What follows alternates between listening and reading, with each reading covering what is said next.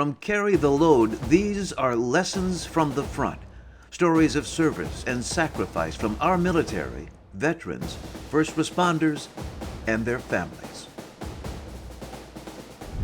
Thanks for tuning into this, our 60th episode of Lessons from the Front. As this is a Carry the Load podcast, it made perfect sense to sit down with one of our founders, Clint Bruce.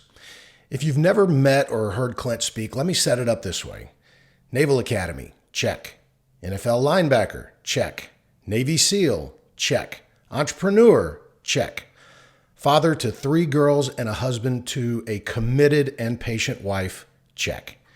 Beyond this, I'll tell you that Clint is one of those people who, when he starts talking, you just kind of lean in a little bit because you don't want to miss what he might have to say next. Please like and subscribe if Clint's episode resonates with you at all. We want more people hearing from these great Americans. And with that said, here's my interview with Clint Bruce.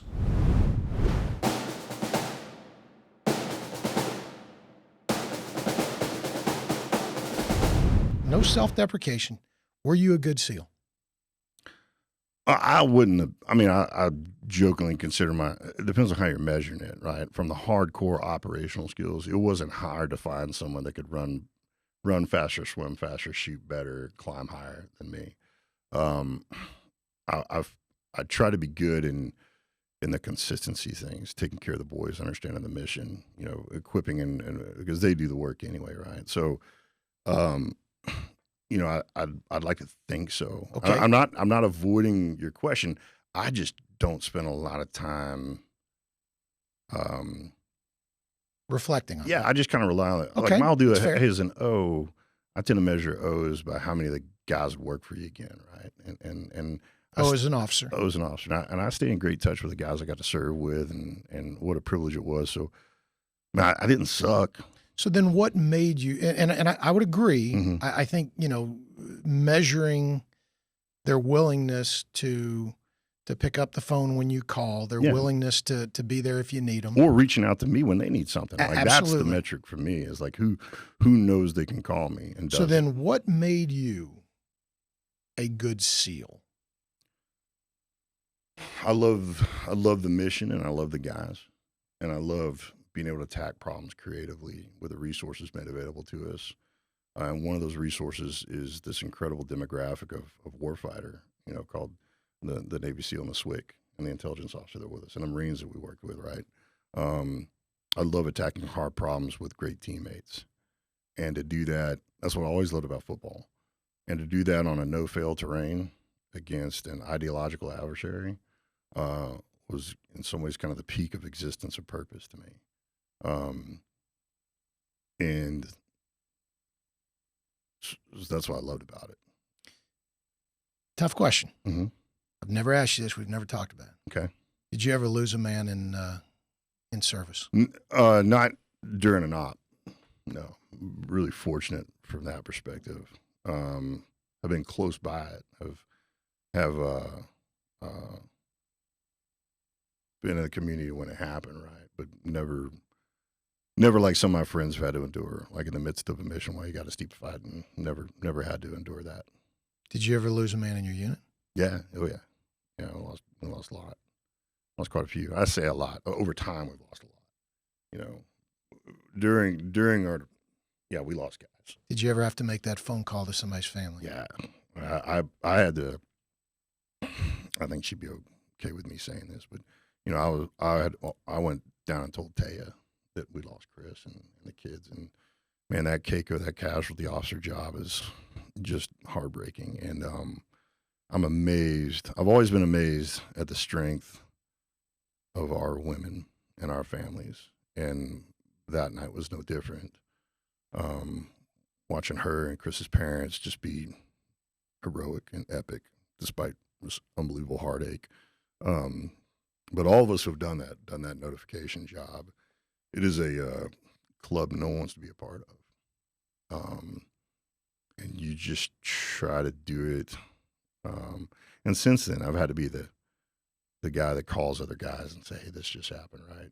And it's never easy, and you don't want to do it, but you don't want people finding out the wrong way or from someone who's not going to I've always felt like delivering that kind of news is more palatable to the person maybe when they can see that you're as broken as they are about you're not. I mean, like, but you're broken too, saying, "Hey, we lost this person."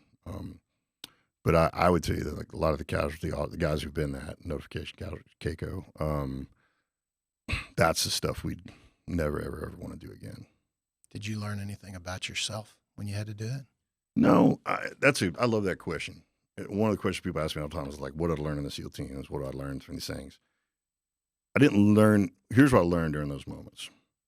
I learned that the people that loved me most, who told me the hardest things, were telling me the truth. So for me, those moments are more proving grounds than laboratories, right? It's applied knowledge. It's the application of the lesson your dad told you when you were 15 and you weren't listening. Like, oh, this is what he meant, right? And so for me, those moments are crystallizations. It's like aggregated knowledge you learned along the way, right? And that's why I think we were talking about this earlier. My gift is not being gifted, and what I've always kind of said it like this: if you and I are competing in something, this deviates a little bit from that question, but it'll circle back to it. If you and I are competing in something, and I'm remembering and you're learning, I'm going to win because remembering is faster than learning, right? And I think if you say you want to be a leader, you have to be a knowledge carnivore. Because if you don't, you're going to put yourself in a position where you got to learn when there may not be time to learn. But if you can remember, you got a chance, right? And I think in those moments, I remembered more than I learned. And I learned that the best things I remembered were true. And the people who loved me most were telling me the truth all along. Does that make sense? Mm-hmm. Yeah, man, if you interview 10,000 people over the course of these, I might be the wealthiest when it comes to mentors, friends, relationships, the people who've been around me that poured into me. And you said this earlier, like self-deprecating. Like in my mind, it's not. It's just honest. Like I'm just being true. Like I'm not deflecting. I'm describing the supply chain. You see this, and but this is like the right side of an equal sign. It's important to me that you see, this guy plus this gal plus this coach plus, right? So for me, it's less deflection and more description of the supply chain of that thing someone saw and wants to learn more about.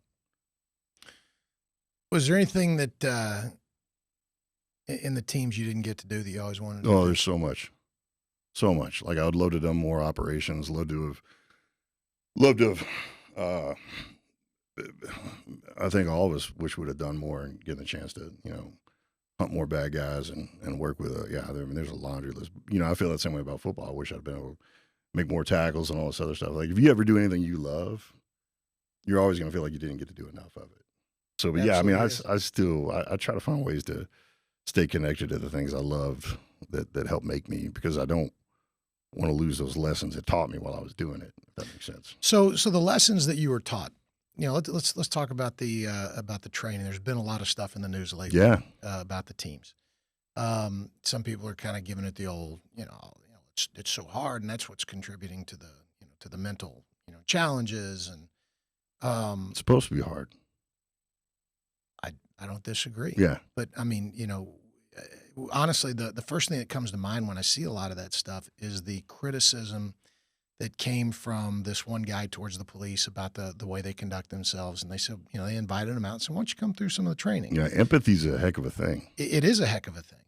So, and the problem with our training is unless you experience what we're training for, you can't fully appreciate our training, right? And there's no way you want to experience what we're training for, because that's terrifying. But it's also what you're built for, right? So, but I always if you change the process, you change the product. And that doesn't mean we don't need to take a hard look at things. We always need to take a hard look at things.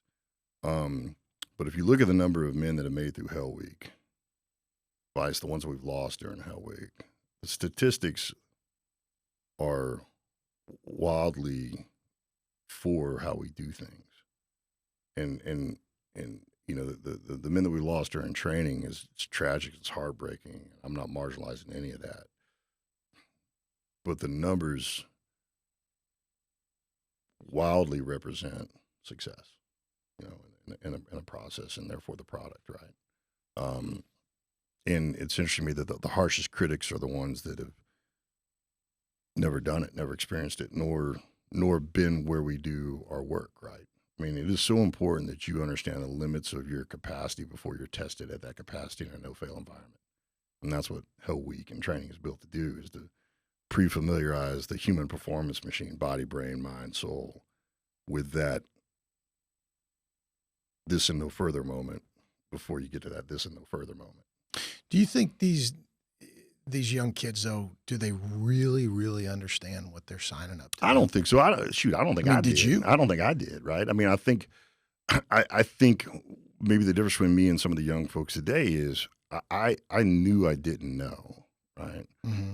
And I think, again, this is not a moral indictment. This is just an observation. When you play these hyper-immersive, hyper-authentic first-person shooters, you can benignly convince yourself that you're experienced. And oh, by the way, if you put someone under a functional MRI, right, and you have them play this game, and you have someone wear a wearable EEG on the field, like you won't be able to, you'd be hard-pressed to discern which one was doing it for real and which one was playing the game, right? Mm-hmm. And so when I say that, I think some of the young folks think they've done it before,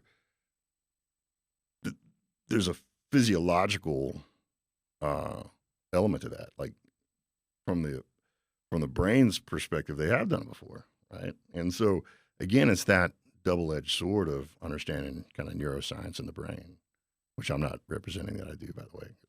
All the leaders like Clint, neuroscience off, right? So, but again, I don't think it's an arrogance. I don't think it's a and I'm trying to look at this from the standpoint of, I want to look at it from the other side, because I know what my opinion is. Well, we have to have that adversary mindset. Like, and so, if I want to be a cynic about it, Mm-hmm. my mind is going to go all the way to the other side. And if I'm going to see it like these people who are critical, I'm looking at it going, okay, well then, you know what? The reality is our government is just using these kids as pawns for a much greater, mission out there that really doesn't benefit them. Well, and then the guy on my other shoulder says, no, it doesn't benefit them, but it benefits a greater cause.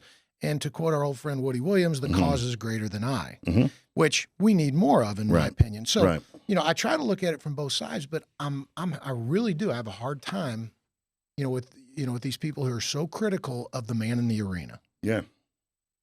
Yeah. And I I'm content to not have harmony with everybody. I think that friction produces refined thinking, right? So having this homogenous opinion, I don't think it benefits anything in the long run. So I'm okay with just not agreeing with people. Too much harmony creates a lot of complacency. Yeah. I mean, like, and we see that in the community. In the community, when they're tweaking the training and stuff like that to produce, they're trying to. Then you got a bunch of 6 foot tall, 190-pound perfect athletes that can't carry a 60 up a side of a mountain. But that friction inside the platoon produces a better patrol route, right? You have a bunch of triathletes picking the patrol route. That's the one you have nothing dragging you out of that natural preference, right? Right. You got to have that one big guy's like, I'm not carrying that up that, right? And so that friction of opposing. I want to go that way because y'all are going to expect me to do all the carrying. See those squiggly things? That's called a contour line. You just told me to hump a 60 up in a 50 count mortar base plate up. I'm not doing that, right? But that tension produces. I mean, think about this: if you had an NFL team that was made of, DK Metcalf is probably one of the most spectacular athletes that's ever lived on the planet. Mm-hmm. But if you had a team of 11 DK Metcalfs on offense, 11 DK Metcalfs on defense, they'd never win. Right. They'd never win. No. Because it takes that 330-pound guy. So that diversity produces a refined decision, right? And I think so it's okay. And that diversity goes way beyond the physical side of it. Yeah. Diversity is a good thing. So the pressure being placed on the SEAL community to change training, if it produces a refining of the training, and it reaffirms why we do things the way we do, then at the end of the day, it was good. We recommitted to principles that we believe to be unflinching and proven. And maybe we only did that because people are telling us we're wrong, we got to change, right? But I don't envy leadership right now. Leadership's got some challenges that's having to navigate, right? There's also this idea of steroids happening, which, given what's happened in the baseball world, the football world, it's kind of easy to understand, how, because obviously the similarities in there's a lot of similarities between military and we're just tactical professional athletes. sports. We're tactical professional athletes. Right.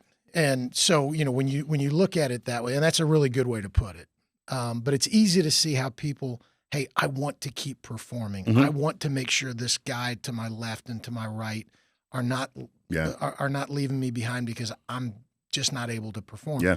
So they default to things that will help them heal faster. What was that ever even out there when you were there? Well, see, you and I grew up in the 80s when roids were the big deal. Yeah. Tony Mandarich, all these other things, right? And so, those I things heard about it, those but things are prevalent. not militarily. Those things are out there. I would tell you, I grew up in an era, and I maintain this, that anything you use to get better that you don't have when you're doing a thing is ultimately a disadvantage. Mm-hmm. So if you use it to get there, but you can't take it with you when you're doing a thing, you're not helping yourself, right? And the human machine is so tuned together that there's a yang to every yin, right? And yin. But my deal is like, man, if it is like when I used to do powerlifting, right? Mm-hmm. Everyone would wear these like bench press shirts, Right. and I never wanted to wear a bench press shirt because my deal is like, that's not how strong you are. That's how strong you are with a shirt on. But that's not how strong you are. Like if you're on the farm, and the real concern I have, and this is me, I'm not judging. This is me. If you develop a belief that you can lift this because you did while you're wearing that bench press shirt, then all of a sudden you go to try to lift it because you did, but you don't have the bench press shirt, and you've just made a decision that could cost you and those depending on you greatly. Yes. And so for me, like subsidizing yourself, creating a perception of capability, then making decisions based on that perception, but that perception is inaccurate because you had this while you did that. I was like, when I lift, man, there's no wraps, there's no weight belts, there's no, because my deal is like, if you need a weight belt to lift it, don't lift it. I mean, you're augmenting, right? And that's for me has always kind of been if you can't do it, no matter how hard you try, then maybe you should be doing something else. And I used to tell guys this during Hellweek, it's like, hey man, you're not a quitter, you just didn't finish. This is hard, by the way. The quitter is the guy who said he was going to, but he never even swore in. And guys were thinking about quitting, man. I just make them quit. And I was like, listen, there's something you would rather die than quit at. And I want you doing that. Like, I want you doing the thing that you'd rather die than quit at. That's what the nation needs you doing. So let's go find out. So you were an instructor? No. Okay. This is what, like when I was going through buzz, I was in my own class. Okay. Guys, sir, I'm thinking about quitting. I'm like, quit. He quit. I heard him. He said he quit. I'm like, no. I was like, hey, listen, the line between thinking about quitting and quitting is really thin. And once it enters your consciousness, it becomes potential, right? Yeah. And I love you too much to hate you one day. Is there one event, one impressionable moment that really stands out in your mind that if you boiled everything down to that one moment, and from that moment, you take away a lesson that you can go to Amy and the girls with? Oh, yeah. And say, okay, I want to tell you this story that happened. Yeah, 100%. And I want to tell you the lesson. Yeah. I mean, I tell a lot of people this story, right? And without going too deeply into the context of the wins and wheres and all that other stuff, I would tell you that we just got done doing something that was really good and done a great job of it. And I was a young guy, and I remember turning and looking at my chief, and the senior enlisted, man, if the enlisted or the backbone, the senior enlisted or the spinal cord. You know, I mean, and my senior enlisted, he was amazing. You know, big guy, played linebacker at Fresno State, had been in the SEAL teams for a long time. Actually put me through Hell Week. He was one of my Hell Week instructors. And I always wanted to prove myself worth him. And we did a good thing, and we're getting ready to go do it again. and I said, "Hey, Chief, the boys were excellent, and we ought to do something for them." And he stopped dead in his tracks, and he turned and looked at me and goes, "Hey, sir, the reward for excellence is no punishment. I'm not here to be excellent. I'm here to be elite. I'm not done yet." He stopped off. And for me, that has maybe been one of the most influential things anybody's ever said to me, because it made a lot of my past make sense, and it shaped my future. And in that moment, I flashed back to my father's funeral, and I don't remember a lot about my dad's funeral. I remember how many people were there. It was amazing. It was a real tribute to him, just the capacity that was filled. And then I remember one of his best friends reading Jack London's Credo. And it was, "I'd rather be ashes than dust. I would rather be a splendid meteor with every atom." And it ends with, "The proper function of man is to live, not merely to exist. I shall not waste my days trying to prolong them. I will use my time." And that not done yet kind of person is who I've always, when I was growing up, this is who I naturally migrated towards. When I've been doing this is who I want to be around, and it's who I'm chasing, right? And that for me would be the definitive statement by someone I respect and that has shaped a huge part of my life on every one of those maps. So how do you mold that into a lesson, and how do you expect your daughters to carry that lesson out? Yeah, one, there's an element of redemption to it, right? Because I tell them, like, "Hey, there's time on the clock, you're not done. Like, if you woke up and God's got something great for you today," right? So it's, redemption is recognizing you still have relevance, right? Hey, if there's time on the clock, you're not done yet, right? You got a puncher's chance in everything you try to do. So never count yourself out. I jokingly, it's not a joke. I tell people I'm an achieving average. I'm not an average achiever. It's a little bit of play on words.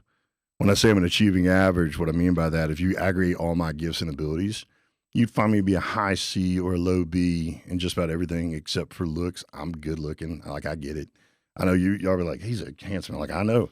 I walked out of the house this morning. This one's not going to be on video. Yeah, because I walked out of the house this morning, and I caught a glimpse of myself in the mirror, and I turned to look at Amy. I said, "Hey, babe, I can turn it down, but I can't turn it off. It just is what it is." And I'm not. We all know. And she threw a shoe. Yeah, she laughed at me, just like you did. It's pretty hurtful. So let me hit you right between the running lights with this. I want you to find in your memory bank a day in your life that you would love to relive, or you could never relive again. Yeah, I don't know. So here's why that's a hard question to answer. Well, I'm not going to give you an easy one. Well, no, I'm not. But the hard question to answer is, one, there's so many of them, and then two, I don't see value in not having lived that hard day. Whatever the hardest day was, whether it was when I lost my father, when it was, losing friends, what it was ever like, there's some marrow that can be mined out of that moment that makes you better later. And I say this all the time. Like I wouldn't do, if I had a time machine, I could go back. I wouldn't do anything different, but I do almost everything differently. So let me help you narrow it down. Yeah. Then. Let's go to a day in service that you would love to relive. The relive one's easier. I left when Amy was 7 months pregnant and came home when Maddie was 7 months old. Okay, so you were deployed to where? Middle East. Okay, so you're Middle East and PACOM. So I did multiple ones. Did PACOM, CENTCOM, PACOM, CENTCOM. We split the two, and that one was PACOM. That one was the Pacific. So Amy's 7 months pregnant. You leave, which there's a natural feeling of guilt there automatically. Oh, yeah. So one, there's a feeling of guilt because you're leaving, and two, there's a feeling of guilt because there's a party that's excited to leave, not because you want to leave, but because that's part of the guilt because you're excited to leave, right? You want to do what you were built to do, And I remember that, man. We left late at night, and the way SEAL teams deployed is we don't deploy the way I tell people, like, the best way to look at a SEAL platoon deploying the way we used to would be like a band going on tour. It was like 17 guys, 2 multi-packs vehicles, a bunch of kit bags. I mean, you look like a band. Like, you're going comm air, you're flying mil air, but you're on civilian clothes. So there's no real fanfare. There's no real visibility to it. It feels like a training trip. There's no kind of pomp and circumstance to it. Which when you're leaving, that's fine. But you also come home that way too. So you don't come home to the parades and the acknowledgement and all that other stuff. And it's not that you need that. It's just, you walk back I came back from my first deployment. I had to jump start my car because I left the thing plugged in for 7 months and that'll drag the battery. And I walked in like I'd come home from work that day. So it's odd. Like there's no, you gotta build it up or diminish it on your own. And I remember just trying to leave as quickly as I could after I hugged Amy as hard as I'd ever hugged her and kissed her stomach. And I just couldn't look at her again. I didn't want to look at her again because it was just I was like, if I look at her again, I don't know if I can leave. Right. And then, got back down with platoon pay. Beef was there. And 3 other guys' wives were pregnant too when we left early. We were really good platoon and got chosen to leave earlier. And so you got to get punished for we timed it up to where Amy was going to have the baby, then I was going to deploy in April. And then nope, January, go. And that was my fault because I told them, I was like, hey, we need to go early. Let us go early. Let's get the work done.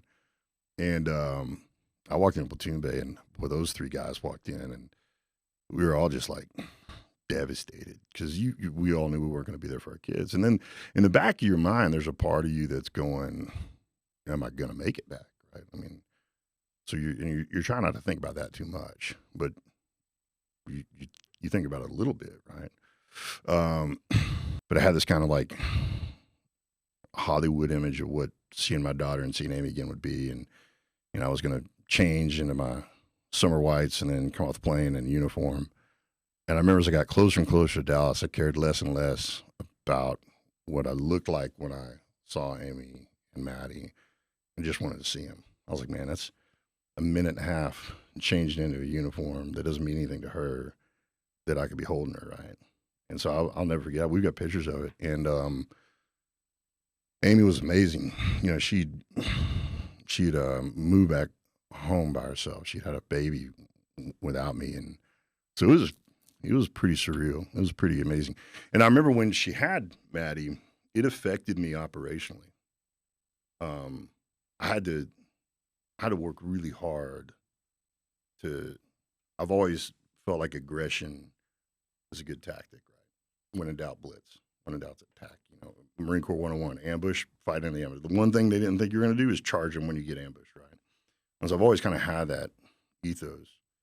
And I was always surrounded by like-minded men and women, right? When in doubt, attack. And becoming a father, intellectually, I understood I was a father. Heard my baby cry on the phone, And I remember having this moment where I was like, it's different now. Before Maddie, if something happened to me, to the extent Amy and I knew the reality of things, there's no victims in the sense that she knew who I was, what I was doing. I knew who I was, what I was doing. To the extent you can really know those things before you're actually doing it. And then when Maddie came along, I was like, man. And as a guy without a father, losing my father at a relatively young age. So I found myself hesitating when I never hesitated. I found myself pausing when I'd never paused. In football, hesitation equals injury, right? At worst, and at best, hesitation causes you to miss or lose. So I remember I had to condition myself to, in some ways, to the extent I could, remain somewhat emotionally distant from the proposition of being a father, so I could function. And I remember I sent one of my guys home, and so he could be there when his baby was born. When he came back, I picked him up, and he's like, doing it how you did it was better. He goes, because having held a daughter now I know, And I was, man, it's really interesting. So it was like this massive exhale, and I knew I was getting out. Why didn't you go back like you said? I was, I was a senior guy. Right? And I was like, hey, I'm senior guy in theater on certain things, and so practically, I just, and Amy and I talked about it. Amy, I was like, babe, I got to stay, and a part of me wants to stay, and there's a part of me that was like, I can't imagine what it would have been like for Amy. This is pure speculation on my part, and there's no judgment of anybody who's done it differently. This is just me. James says a dual-minded man is unstable in all his ways. And I just had this nightmare of me being distracted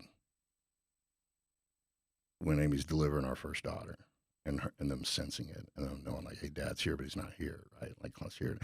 Like, what an insult that would have been to Amy and my family for me to have a part of me want to be somewhere else when one of the greatest things that ever happened to me is happening, right? So that's a percentage of the logic in my head, and then but the practically, I just I wanted to. I was a senior guy. That's my job. My job is to be out there, right?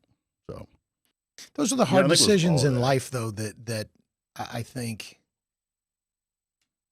that really form us as who we are as people. Hey, anguish. I mean, I've seen you as a father and a husband, and you're there. Yeah. And it's not, you can see that some people do things like that, and it's done out of guilt. I don't see that. No, man. What a blessing for me. And I tell you, the fact that everybody laughs when they find out I have 3 daughters. I walked into work about 7 years ago. God's got a sense of humor. The office. Like, my office looks like a bunch of Sons of Anarchy extras. Yeah. I mean, they're all sleeved up, just, beastly looking guys. And I walked in, and they're like, I was like, what are y'all talking about? They're like, we're just saying how good it was that you had girls. I'm like, wow. They're like, because you'd have messed up a son. I'm like, what?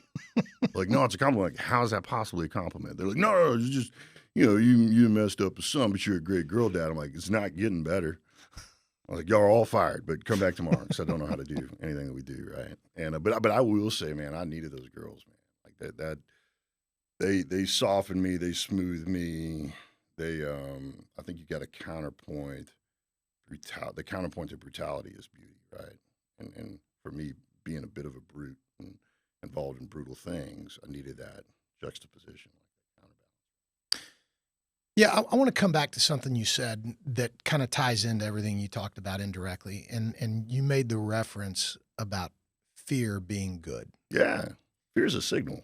And yeah, I look at fear. For me, fear is a traffic light, right? That's all it is.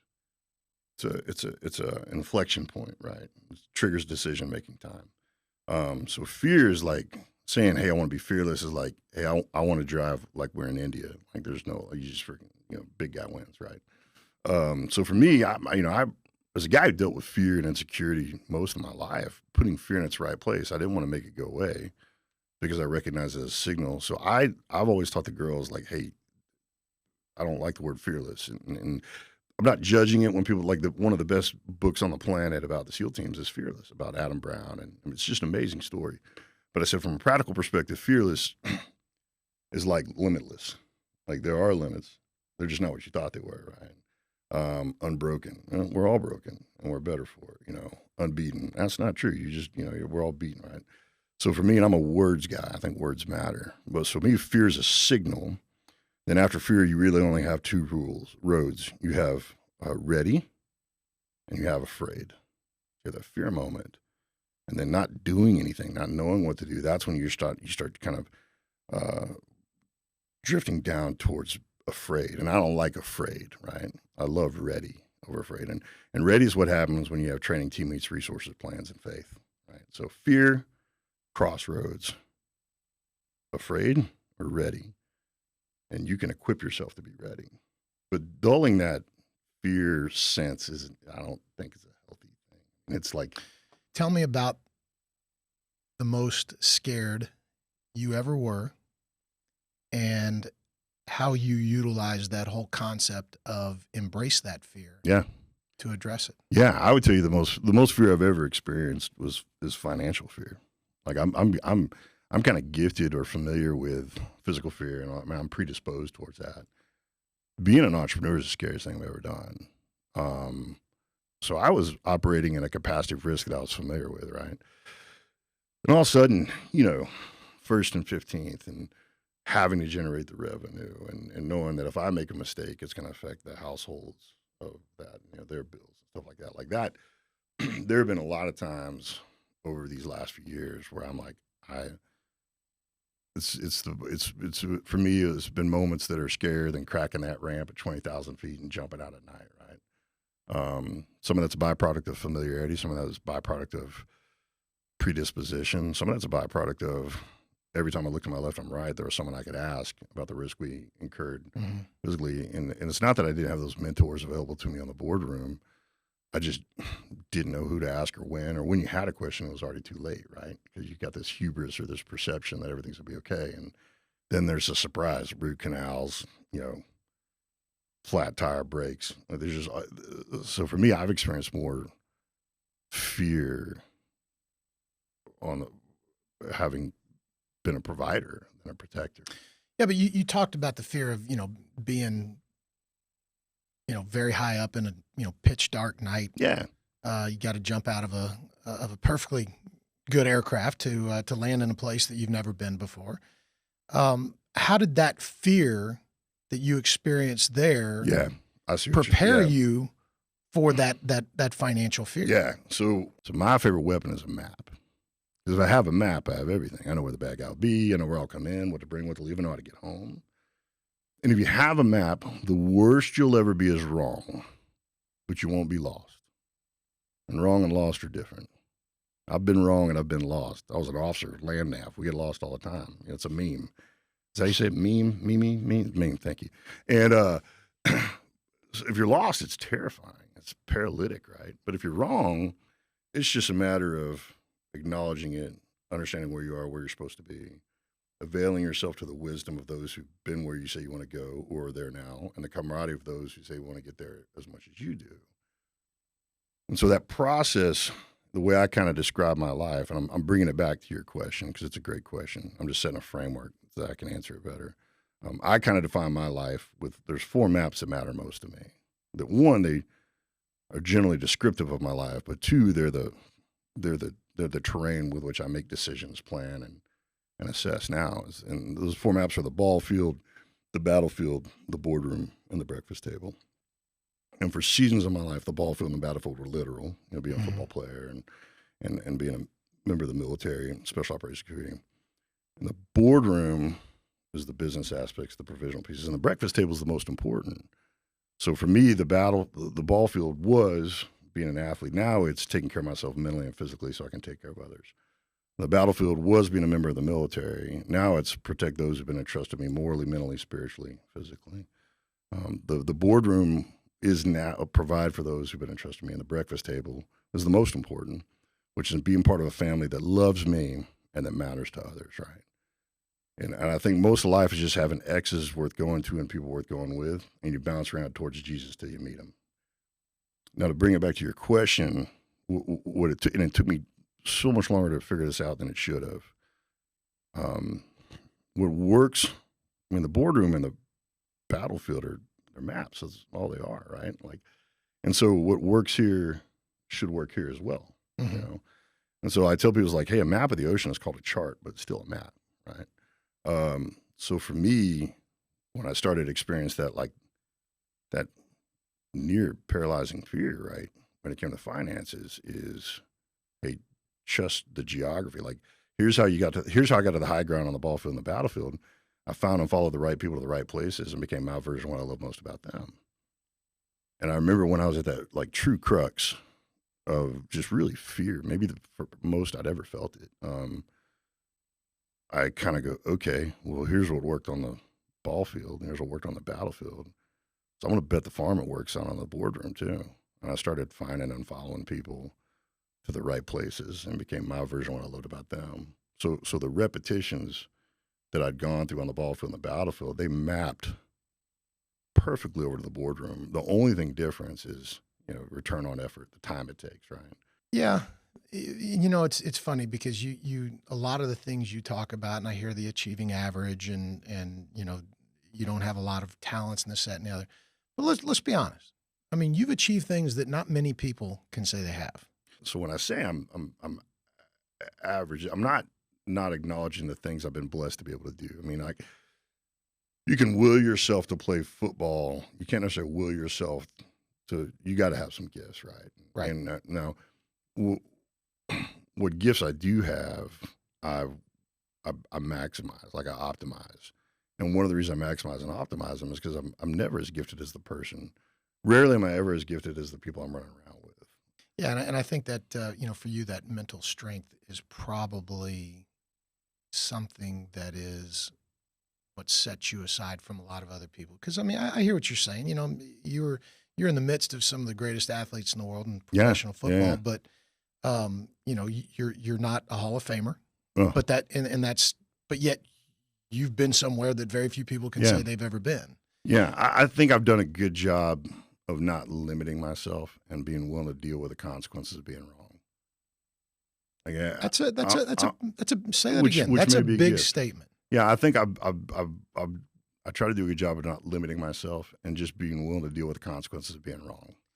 What is it Shakespeare say? Cowards die 1,000 times, but I ain't tasted death but once, right?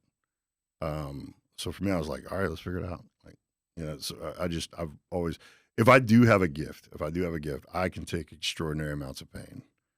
I can just endure tons of pain when I know why I'm doing what I'm doing, right? And I think most of winning is lasting. So if you have a high capacity for pain, you're going to last longer.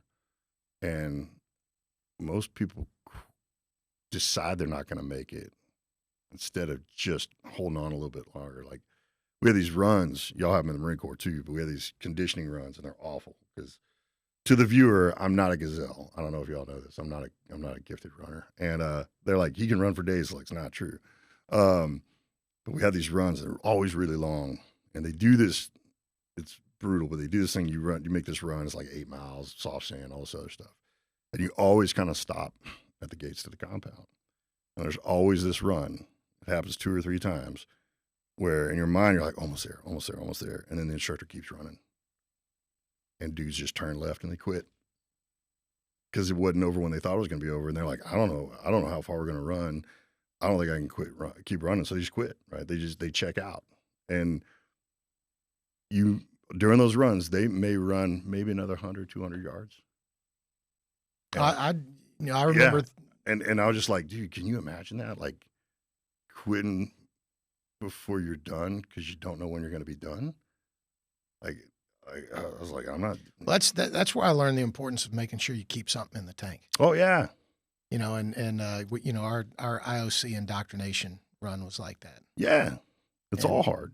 And it's weird because you go through this struggle and you're like, well, I want to finish as strong as I can, and then the other guy on the shoulder is saying, better reserve something in the tank, you know, and. Well, I think it was easier for me. Like you're a little bit like I was never gonna win any of those races. Like I was like, I came in day one. They're like, hey, sir, you're the goon. So in training, like the goon squad are the guys that finish last.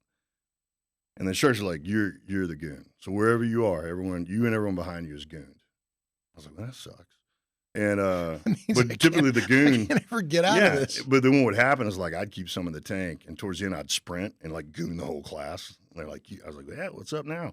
But the goon, when we're getting beat as goons, like it's all athletic stuff, like throw that tire. So I'd be done.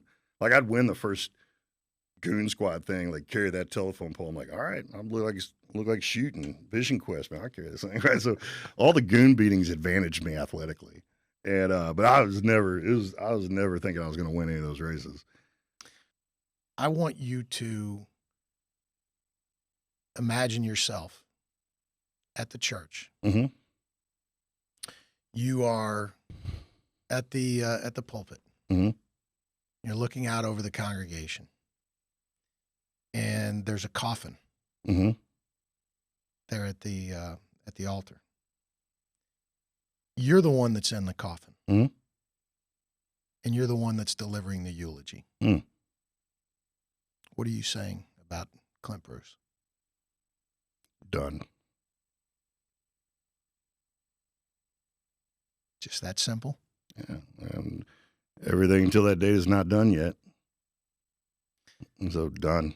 and like with not knowing the circumstances, just trusting it's not because of my stupidity or anything like that. No, If I'm in that box, I'm like done. You've lived your life. Yeah, What done. what are people going to eulogize about Clint Bruce? Man, I don't know. I just know what I would say is done, and I'd smile while doing it.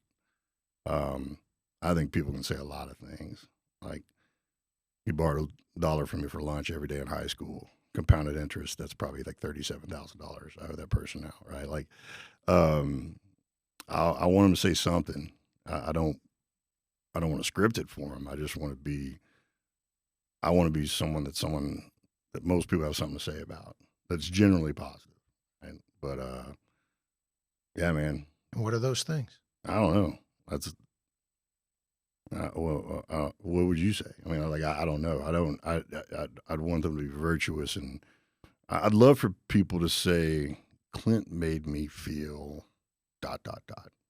with it being positive. Like that's what I love doing, man. I want people to see in them what I see in them most of the time. Like, hey, if you could see in you what I see in you, you'd like yourself a little bit more, right? And I love that, man. I love helping people realize their capacity for heroism on their maps that matter most to them. It's so neat for me to watch someone see themselves the way I see them. Do you think you will be measuring yourself a success as a human being? Listen, yeah, I mean, if ultimately I try to measure myself and the positive impact made in other people's lives, like and I love doing that, and I try to do it, and I may have done it once or twice, and so yeah, I mean I think hey, the world will tell me what I suck at. Like that's their job. That's the world's job. Like I'm like, but for me, it's like I just don't spend. For me, there's a line between introspection and isolation. I run around with a bunch of big tough guys, and we tell each other we love each other, right? I mean, so I've been very fortunate to. I wouldn't say fortunate. I'm very strategic, and I want to be around people who let me know my value to them and how I can get better, and want the same from me. So I guess I don't know if I'm really answering your question, but that's the closest thing I got to. You're fine. Good. Last question. Yeah, Who are you carrying? man. It's what I said at the very beginning. It's when I said at the very beginning, it was sons and daughters of fallen Navy SEALs. It's expanded there. It's the sons and daughters and wives and mothers and fathers of the men and women that we lost. And I've also started. I want to carry the people who don't know if they can make it any further. And I want to carry them long enough and far enough to where they realize they can. Not only can they make it, but they can carry others too. Like I love, like, hey man, you don't get to tell yourself.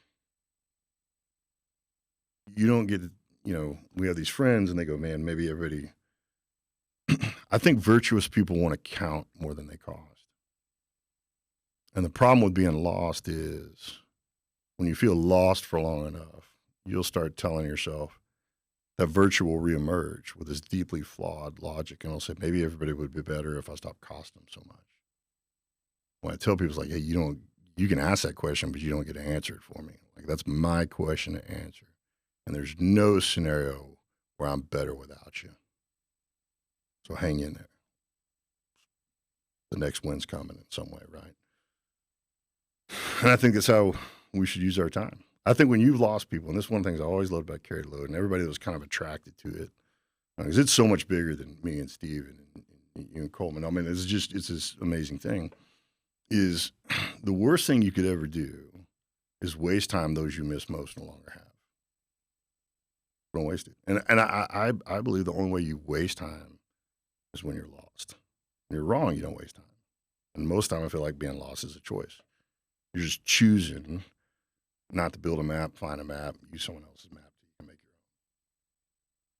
own. Yeah, I remember when I was going through all my training, there was a question, through our propaganda periods. Yeah. And the quote was brought up about, Ronald Reagan saying a lot of people in this life, Have to worry they about. go through life Yep. wondering if they ever made a difference. Mm-hmm. And he said, Marines don't have that Marines problem. never have that problem. Well, I will say to you, sir, that I think you fit into that category. No. You've made a difference Thank in you. a lot of lives with a lot of people. That's fun. That's And neat. And we're not done yet. So thank We're you not for done that. yet. And there's work to do. Thanks for tuning in to another episode of Lessons from the Front. If this resonated with you in the least, please subscribe. And please, please, please share it with at least one person. These are the stories that make us uniquely American. These are the stories that preserve the integrity